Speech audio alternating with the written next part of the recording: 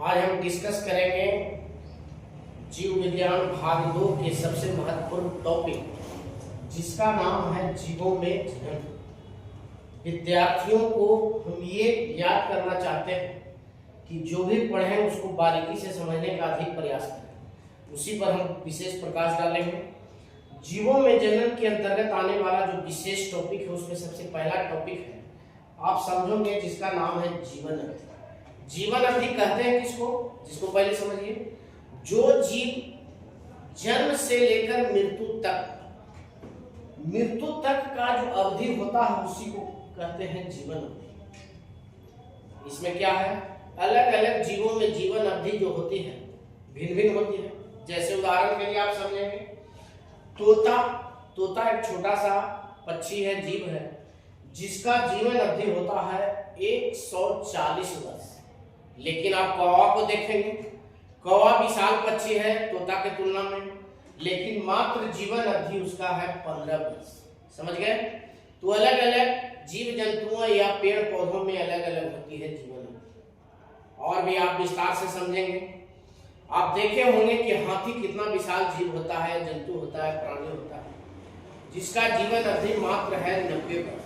लेकिन आप देखे होंगे कछुआ, हाथी के तुलना में कछुआ काफी छोटा होता है और कछुआ का जीवन अवधि 200 से 300 वर्ष। उसी तरह से आप और भी समझेंगे कि पेड़ पौधा में भी बहुत ज्यादा जो है जीवन अवधि की विभिन्नता होती है। उदाहरण के तौर पर आपको बताएंगे, ऑस्ट्रेलिया में पाया जाने वाला एक लारिया वृक्ष होता है, जिसका जीवन अवधि 11,300 वर्ष होती है। आप सोच करके हैरान होंगे कि इतना अधिक जीवन अवधि कैसे होता है। तो ये संसार है, धरती पर विभिन्नता के कारण अलग अलग जीव जंतुओं या पेड़ पौधों में जीवन अवधि अलग अलग होती है। समझ गए? तो जीवन अवधि के बारे में एक बार फिर से हम डिस्कस करते हैं कि जन्म से लेकर मृत्यु तक का जो अवधि है उसी को कहेंगे जीवन अवधि।